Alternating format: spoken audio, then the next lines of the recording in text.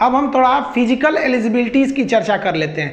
जो हाइट रखा गया है वो लड़कों के लिए 1.65 है, लेकिन जो कैटेगरी वाली जाती है, जो SC ST रिजर्वेशन कैटेगरी के हैं, उनके लिए 1.60 हाइट क्यों रखा गया है। और लड़कियों के लिए इस बार सबसे बड़ी खुशखबरी क्या है कि लड़कियों की हाइट 1.55 रखी गई है, जो पिछली बार ज़्यादा रख दी गई थी। लड़कियों की जो पिछली बार हाइट रखी गई थी उसके लिए हम लोग काफ़ी ज़्यादा, आपको भी पता है, बहुत सारी लड़कियाँ लड़के सब ने प्रोटेस्ट किया था। हम लोग से भी जितना हो सका था हर एक मीडिया में हम लोगों ने गया था, यहाँ तक कि हम तो नीतीश कुमार तक सचिवालय तक गए थे। आप लोग को पता होगा वहाँ इतना उटपटा मतलब जवाब आया वहाँ से हमको, मतलब कहें कि क्या खान साहब आप बोलिए तो लड़कियों की हाइट 3 फीट कर देते हैं। मतलब इतना मजाकिया अंदाज में किए ना जिसका कोई हद नहीं। इस बार जब पटना आते हैं ना तो उनसे जाके मिलते हैं कि अच्छा बताइए पिछली वैकेंसिया में हम आए थे आपके पास चल के तो आप कह रहे थे बोलिए 3 फीट कर दे, इस बार क्या कर दिए जब प्रेशर पड़ा तब। और दूसरा देखिए, जब भी हाइट जो होता है, अभी तो खैर कोई समस्या नहीं है, अब तो हाइट लड़कियों के लिए भी कम हो गया, लड़कों के लिए भी ठीक ठाक। अब इससे नीचे हाइट रखना भी ठीक नहीं है क्योंकि डिफेंस की ये जॉब है। अब जब लड़कों की हाइट नापी जाती है ना तो सबसे बड़ा गलती क्या करता है लड़का या लड़की, ऐसे गर्दन उठा देता है, इससे हाइट उसकी 1 सेंटीमीटर घट जाती है। यहाँ स्केल रखा जाता है, आप इमेज में देखिए, स्केल को यहाँ रखा जाएगा तो आपको नीचे रखना है। अब ज़्यादा नीचे करेंगे ना तो वो भी जानता है ऐसे कि पहुँचा फकीर है, उठा देगा, उठाओ इसे। तो ऐसा करना है कि नज़र मिला रहे, हल्का सा इसे नीचे रखना है। जो नापने वाला है उसको देखिए, अगर ज़्यादा मतलब नज़र नहीं रखा तो नीचे कर दीजिए। जितना इसको नीचे करेंगे आपका ये वाला हिस्सा ऊपर आता है, इससे कि आपकी हाइट अच्छी हो जाती है। अगर ऐसे कर देंगे तो आपका तो जो भी है घट जाएगा वहाँ पर। और उसके बाद क्या करना चाहिए, हाथ पैर को एकदम सीधा रख के कमर की हड्डी को पूरा ऊपर खींचना चाहिए, गर्दन को पूरा। या कमर क्या होता है, आदमी थोड़ा सा लूज छोड़ देता है, कमर खींचेंगे तो थोड़ा बहुत चेंजिंग आता है। और तो टोटल बॉडी का जो वेट होता है उसको उंगलियों पे छोड़ देना चाहिए। एड़ी उठाना नहीं है, लेकिन टोटल बॉडी का 100% वेट आगे के पंजे पर, पैर का जो पंजा है वहाँ छोड़ देना है। बस एड़ी नाम के लिए सटा रहा है, इससे कि आपकी 1 से 1.5 सेंटीमीटर हाइट ऐसे ही बढ़ जाती है। को देखते हैं, देखिए रनिंग में कुछ समस्या आती है। पहले रनिंग समझ जाइए, मेल के लिए 1600 मीटर दौड़ना है, ये 1600 मीटर 6.5 मिनट में दौड़ना है, ना टाइमिंग कम है और ना ही बहुत ज़्यादा दौड़ना है। और फीमेल के लिए 1000 मीटर यानी 1 किलोमीटर दौड़ना है 6 मिनट में। तो ये दोनों के लिए रनिंग बहुत ज़्यादा टफ नहीं है। रनिंग में 2 जगह समस्या आती है। पहला तो आप कंफ्यूज हो जाएंगे जब दौड़ाएगा ना, तो A to B, B to C, C to D, इसमें कंफ्यूज हो जाएंगे, गलत ट्रैक पे चल जाएंगे तो आपका समय ऐसे ही बर्बाद हो जाएगा। ये तो वहाँ पे, ये हम जब ऐप पे पढ़ाएंगे आपको तो वहाँ पे पूरा डायग्राम के हिसाब से बता देंगे कि क्या होता है A to B, B to C दौड़ने के लिए। एक ही ऐसा थोड़ी रहता है कि सीधे ट्रैक रहेगा 1.5 किलोमीटर की दौड़ जाओ, ऐसा नहीं रहता है। वो ट्रैक को कोडिंग रहती है, उस हिसाब से दौड़ना रहता है। और ज़्यादातर लड़के दौड़ में छंटते क्यों हैं, आप देखे होंगे 6-6 महीने से दौड़ने वाले लड़के छंट जाते हैं और 15 दिन दौड़ के निकल जाते हैं। एक लड़की पढ़ती थी, साधना नाम था, अभी वो मुझे कौन सा सीमांचल मधेपुरा साइड में अभी वो सब इंस्पेक्टर के पोस्ट पे है। वो शादीशुदा थी, एज भी उसका लगभग 28-29 था। वो हमसे कही थी सर रिटर्न तो निकालनी है PT मेंस, हम दौड़िए नहीं पाएंगे वहाँ पे, क्योंकि उसको दौड़ने का प्रैक्टिस भी नहीं था। तो देखिए दौड़ने में वो, हालांकि अभी वो पास हो गई, अब जो उसके साथ दौड़ने वाली थी सब, वो सब में से बहुत सी सेलेक्ट हुई है, कई तो फेल भी हो गए। देखिए कैसे दौड़ में पास हो जाता है। देखिए दौड़ में केवल 3 समस्याएं आती हैं। सबसे पहला कि आपकी स्टेमिना खत्म हो जाती है, दौड़ने की शक्ति ही नहीं बचेगी तो छट जाएंगे आप। तो स्टेमिना के लिए भी कुछ रूल होते हैं। पहला समझिए कि दौड़ने में क्या करता है कि आपको सुबह 8 बजे बुला लेगा, दौड़ाएगा 2 बजे, कोई ठीक नहीं रहता कब दौड़ाएगा, लेकिन इतना समझिए कि 3-4 घंटा पहले बुला लेता है। तो होता क्या है कि लड़का तो सुबह सुबह नाश्ता भी नहीं किया रहता है और उसको दौड़ाएगा 2 बजे एकदम भयानक धूप में, मई जून में लेगा तो अभी सोच लीजिए, तो जो बेचारा अच्छा खासा आदमी रहेगा भूखे 2 बजे उसको टटा देगा वैसे। तो उसके भी कुछ तरीका आते हैं, हम यूट्यूब पे खुल के नहीं बोल सकते, कुछ रिस्ट्रिक्शंस है। लेकिन उसके बाद दूसरी समस्या क्या आती है, सांस फूलने की। जिसको दौड़ने की आदत नहीं है, सांस फूलने लगता है। तो सांस फूलने के लिए एंटीकोलिन आते हैं सब दवाइयां, हम दवा का नाम यहाँ नहीं बोल सकते हैं, मजबूरी है। आप कोरोना के मरीज को भी देखिएगा, सांस फूलता है तो उनको भी दवाइयां दी जाती है। तो एक टैबलेट आता है, 3 दिन पहले से खाना चालू करिएगा तो सांस नहीं फूलेगा। और सबसे बड़ी जो समस्या आती है वो लैक्टिक एसिड का जम जाना पैर में। पैर आपका दर्द नहीं करेगा, जाम हो जाएगा, उठेगा ही नहीं वहाँ पे। तो उसके लिए भी दवाइयाँ आती हैं सब भाई। हम इनका नाम ओपनली यूट्यूब के प्लेटफॉर्म पे नहीं बोल सकते क्योंकि यूट्यूब हमारा थोड़ी है। ऐप जब आपको पढ़ाएंगे दरोगा का बैच तो उसमें हम इन तीनों चीज़ों को बताएंगे। हम आपको बताते हैं इस चीज़ को कि 1.5 से 2 महीना आपको दौड़ निकालने के लिए एनफ है। देखिए हम, अब कुछ लोग कहेंगे कि सर ऐसा नहीं हो सकता है भाई। जब हम हम देखें ऐसा एग्जाम्पल होते हुए, और आप तो ऐसे भी देखे होंगे 6 महीना से जो दौड़ रहे हैं उनका नहीं हुआ है। तो अभी से ही नहीं कि दौड़ने के लिए लग जाए, 1.5 से 2 महीना एनफ है। Hard work is not a की of success, smart work is की ऑफ सक्सेस। आप 3 दिन पहले से दवाई लीजिए, आपका सांस नहीं फूलेगा, आपको स्टेमिना की कोई कमी नहीं होगी और ना ही आपका पैर जाम होगा। केवल उस दिन के लिए, ये परमानेंट के लिए नहीं है। वहाँ वो लोग दौड़े जिनको मतलब धावक बनना है, मैराथन निकालना निकालना है, इससे आप आराम से निकाल सकते हैं टेक्निक के माध्यम से, वो हम ऐप में बताएंगे। जो गोला फेंक का है, गोला फेंकने के लिए वो मेल के लिए 16 पाउंड का गोला है जो 16 फीट के ऊपर फेंकना है, और फीमेल के लिए 12 पाउंड का है, इनको कम दूरी फेंकना है 10 फीट के लिए। ये तो फिजिक्स में आप सिंपल पढ़े होंगे, रेंज जो होता है प्रोजेक्टाइल का 45 डिग्री पे फेंकना है। इसमें प्रॉफिट सबसे बड़ा फायदा किसको होता है, जिनकी हाइट थोड़ी ज़्यादा है ना, उनको एक एक्स्ट्रा एज मिल जाता है फेंकने के लिए। इसकी प्रैक्टिस होना जरूरी है, क्योंकि इसको एक थोड़ा सा पहले से प्रैक्टिस कर लीजिएगा, 1 महीना पहले से, ताकि आपको आइडिया लग जाए। वरना क्या होता है ना शुरू में कि आप गोला पकड़िएगा ना तो हाथ में फिट नहीं हो पाता है, सबसे बड़ी प्रॉब्लम ये है। अगर आपको कोई ईंटा दे दे जो हाथ में अच्छे से पकड़ा जाए तो बड़ी दूर फेंक दीजिएगा,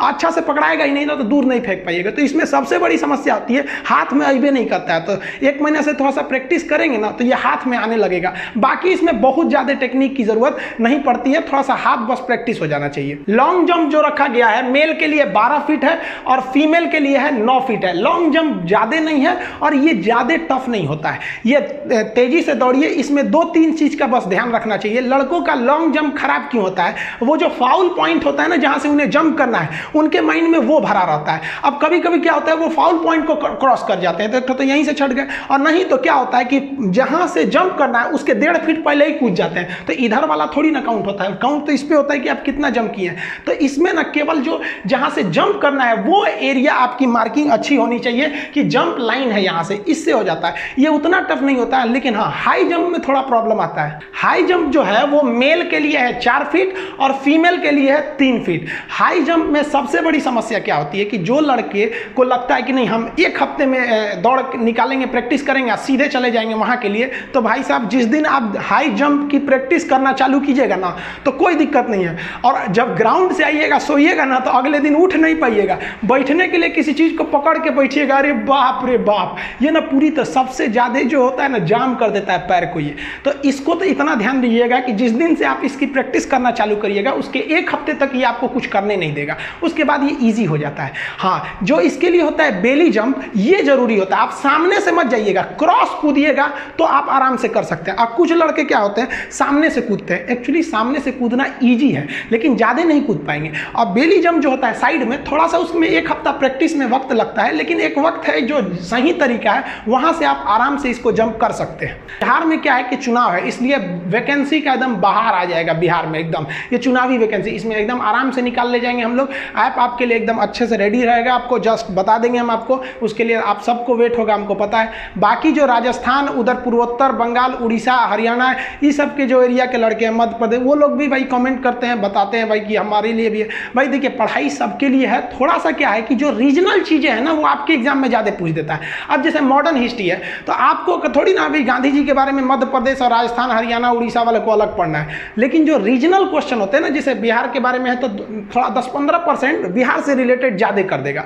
अब वहीं अगर आप चले जाइएगा राजस्थान में तो वहाँ सिंधु सभ्यता के बहुत सारे मिले हैं, तो उधर उससे खखोर के पूछ देगा वहाँ पर। तो जो राज्य होते हैं ना उनका 10 से 15% क्वेश्चन रीजनल होता है, बाकी जो ऊपर का चीज़ें होती हैं, ऐसा थोड़ी है कि बिहार के लिए संविधान अलग है, हरियाणा के लिए संविधान अलग है, बाकी सारे लोगों के लिए। एक्चुअली क्या है कि अभी ये वैकेंसी आई है इसलिए हम आपको इसका इन्फॉर्मेशन दे दिए। मिलेंगे अगले वीडियो में, तब तक जो एग्जाम्स होंगे वो तो आपको पता है कि ऑब्जेक्टिव टाइप्स के एग्जाम हो गए। इसमें 2 एग्जाम होगा, एक पीटी जिसको प्री कहेंगे, एक मेंस कहेंगे। प्री एग्जाम जो होगा वो 100 क्वेश्चन पूछे जाएंगे, 200 नंबर के रहेंगे, यानी एक क्वेश्चन 2 नंबर के रहेंगे। इसमें जीके जीएस रहेगा और करंट अफेयर रहेगा। करंट अफेयर अच्छा खासा क्वेश्चन पूछता है, इस बार भी देखे आएंगे 20-25 क्वेश्चन करंट से रहता है। आप प्ले लिस्ट में जाके भी देख सकते हैं करंट वगैरह क्या, तो यहाँ करंट होगा। इसमें आपको जो क्वालिफाई करना रहेगा, इसमें आपको कोई नंबर नहीं जोड़ा जाएगा। आप इसमें 200 में 200 भी पास हो गए और किसी ने केवल कट ऑफ पास किया तो दोनों की वैल्यू बराबर है, ये केवल क्वालिफाइंग है। इसी का कट ऑफ जो देखा जाएगा कितना रहता है, लेकिन जो टोटल वैकेंसी है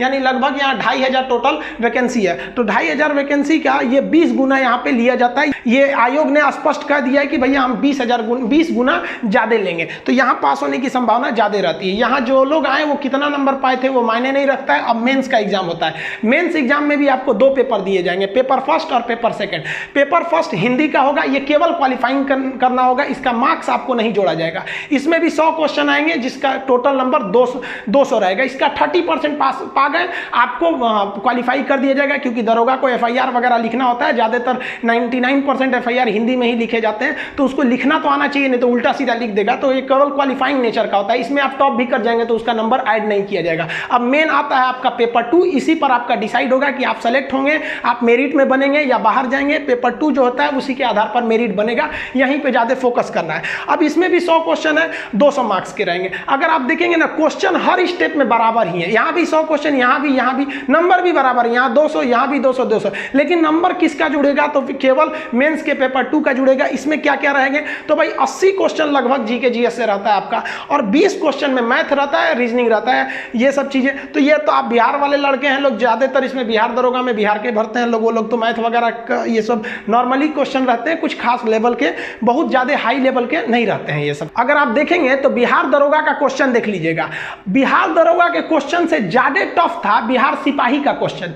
तो दरोगा का अगर आप प्रीवियस ईयर का क्वेश्चन बनाएंगे ना, तो आपके अंदर थोड़ा सा कॉन्फिडेंस आएगा। आप प्रीवियस ईयर का क्वेश्चन बना के देखिएगा, बहुत भ्रष्ट क्वेश्चन नहीं रहता है। लेकिन हाँ, बिहार दरोगा में ज्यादातर लड़के फेल क्यों हो जाते हैं? क्योंकि वो सोचते हैं, वो लास्ट पीरियड में बहुत फ्रस्ट्रेट हो जाते हैं, सोचते हैं क्या पढ़ ले पूरा। अब पढ़ने की वजह से क्या होता है कि उनके अंदर जो पढ़े रहते हैं ना, वो भी अच्छा से नहीं हो पाता है। और चूंकि इसमें हर फेज में आपको मिलेगा निगेटिव मार्किंग, यहाँ भी निगेटिव, वहाँ भी, दोनों सेक्शन में निगेटिव मार्किंग मिलेगा। निगेटिव पॉइंट जो है वो 0.2 का है, यानी एक गलती करेंगे तो 0.2 नंबर काट लिए जाएंगे, तो निगेटिव मार्किंग है। अब लड़का इतना ना गौच पौच कर लिया है पढ़कर कि वो जाके वहाँ निगेटिव अटेम्प्ट करके चला आता है। तो इसलिए आप सटीक पढ़िए, और इस एग्जाम के लिए आपके पास एनफ टाइम है। प्रीवियस क्वेश्चन को जरूर देखते रहिएगा। जैसे मान लीजिए कि आप पॉलिटी पढ़ रहे हैं, पॉलिटी में राष्ट्रपति का टॉपिक पढ़ रहे हैं, 2 दिन में आप राष्ट्रपति का टॉपिक को कंप्लीट कीजिए, 3 दिन ले लीजिए अच्छा से, क्लास में पढ़ने के बाद 2-3 दिन उसको समय लीजिए। ये नहीं कि लड़का सोचता है नहीं आज बैठेंगे ना सुबह 7 बजे तो 10 बजे तक खत्म कर देंगे। अरे भाई साहब, ऐसा रूटीन बनाने से कुछ नहीं होता है। लड़का रूटीन बनाएगा, 7 बजे उठना है, 12 बजे तक ये जीएस पढ़ना है, फिर 2 बजे तक रीजनिंग पढ़ना है, मतलब ऐसा रूटीन बनाता है जिसे लगता है आर्मी का कमांडो है, उस तरह से रूटीन। ये सब नहीं, आप पढ़िए, कंटिन्यू पढ़ते रहिए, गैप नहीं करिए। तो इस वजह से आप देखिए कि बहुत आडंबर मत रच लीजिएगा। जो पढ़िएगा उसका प्रीवियस चैप्टर वाइज जरूर देखिएगा कि किस लेवल के क्वेश्चन आ रहे हैं। अब बहुत सारे क्या चीज़ है कि भाई कुछ प्रैक्टिस बुक्स भी हैं सब, बहुत ज़्यादा। उन प्रैक्टिस बुक्स में हम देखते हैं कि वो जो प्रैक्टिस बुक है, अगर आप ध्यान से देखेंगे तो किसी और कंपनी का प्रकाशन है, उसने किसी टीचर को पकड़ रखा है। अब वो लोग क्या कर देते हैं ना कि प्रैक्टिस बुक का स्टैंडर्ड बढ़ाने के लिए वो क्या कर देते हैं कि क्वेश्चन को किसी और डायरेक्शन में ले जाते हैं। अब लड़का फ्रस्ट्रेट हो जाता है। तो आपको क्वेश्चन का सही पैटर्न पकड़ने के लिए आपको प्रीवियस क्वेश्चन ही देखने पड़ेंगे। स्मृति पर यानी मेमोरी पर आधारित क्वेश्चन पर उतना बिलीव नहीं करेंगे, प्रैक्टिस सेट पर भी कुछ खास बिलीव नहीं करेंगे। हाँ, प्रैक्टिस करते रहिएगा, लेकिन ऑथेंटिक जहां चेक करना रहेगा वो आप प्रीवियस क्वेश्चन को ही ध्यान दीजिएगा। हम आपको फिर कहते हैं कि देखिए, आप कब तक आप ऐसे पढ़िएगा कि दरोगा के लिए अलग पढ़ना है, बीपीएससी के लिए अलग पढ़ना है, रेलवे के लिए अलग पढ़ना है, मतलब इतना फुर्सत है आपको।